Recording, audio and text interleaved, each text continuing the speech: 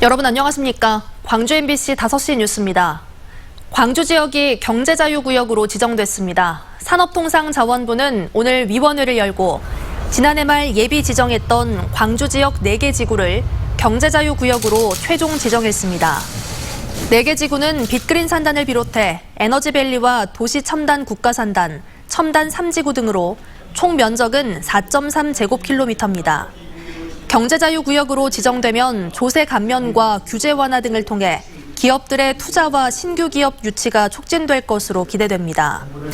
또 내년 상반기에는 경제자유구역의 컨트롤타워 역할을 할 광주 경제자유구역청이 설립될 예정입니다.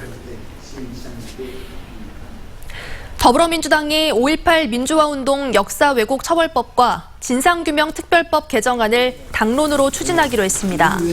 송갑석 대변인은 최고위원회 회의 직후 브리핑에서 이같이 밝히고 정책위원회 검토를 거쳐 의원총회에서 의결되면 당론 법안으로 채택될 예정이라고 밝혔습니다. 5.18 왜곡처벌법은 5.18에 대한 비방과 왜곡, 허위사실 유포 등을 처벌하는 내용이 담길 예정이고 5.18 진상규명특별법 개정안은 진상조사위원회에 강제조사권을 부여하는 것이 핵심이 될 전망입니다. 광주시민단체협의회가 양양자 의원이 발의한 역사왜곡 금지법의 철회를 요구했습니다. 협의회는 성명에서 양양자 국회의원이 독자적으로 추진한 역사왜곡 금지법은 일제시대와 세월호 참사 등 한국 근현대사의 사건들을 망라하고 있다며 심의 절차를 밟게 되면 광주 전남 의원들이 준비하고 있는 5.18 역사왜곡 처벌법의 입법이 지연될 가능성이 있다고 주장했습니다. 백운 고가차도가 지어진 지 31년 만에 철거됩니다. 광주시는 내일 0시부터 백운 고가차도 양방향의 차량 통행을 통제한 뒤 철거 공사를 진행한다고 밝혔습니다.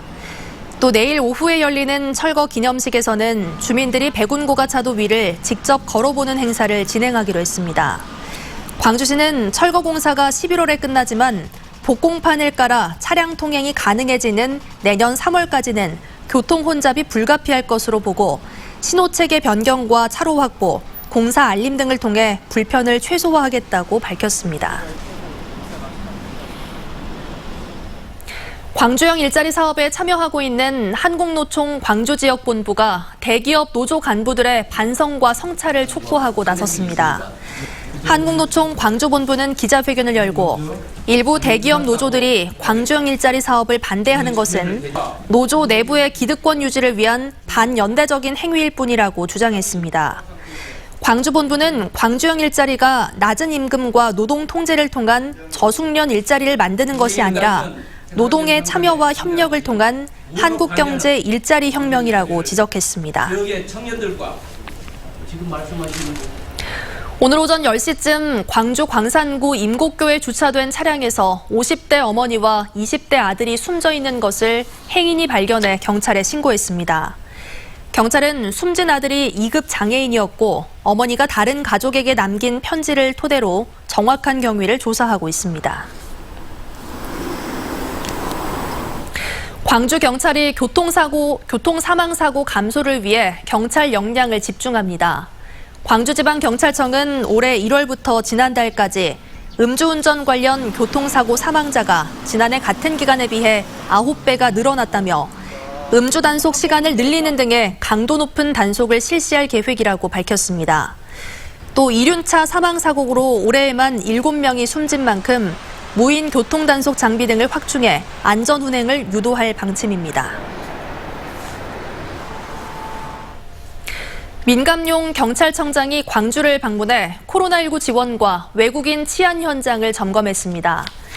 민 청장은 북부경찰서에서 열린 특진 임용식에 참석한 뒤 코로나19 생활치료센터인 광주소방학교를 방문해 지원 근무자를 격려했습니다. 또 광산구 고려인 마을에서는 지역 주민들을 만나 마을의 치안 실태를 점검했습니다.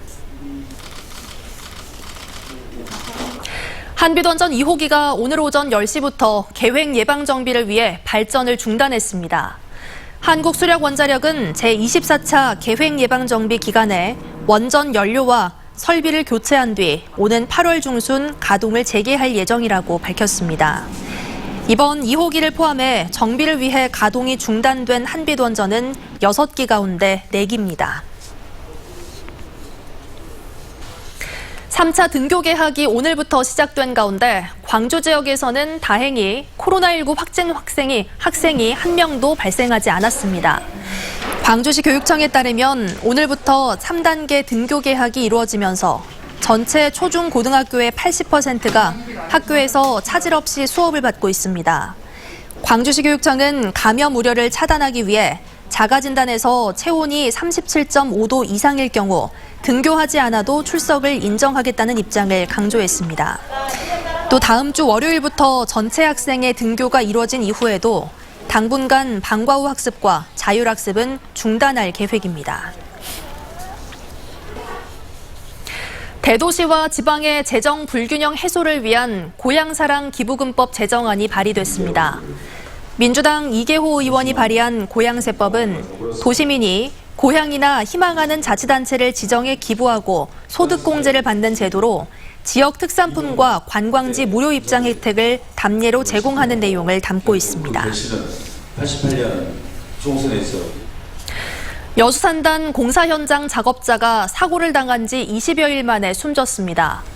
광주 동부경찰서와 여수산단 기업 등에 따르면 여수산단 입주기업의 생산 설비를 신설하는 공사에 투입된 57살 A씨는 지난달 7일 철제 구조물 설치 작업을 하다 6m 높이에서 추락해 병원으로 옮겨져 치료를 받았지만 지난 31일 끝내 숨졌습니다.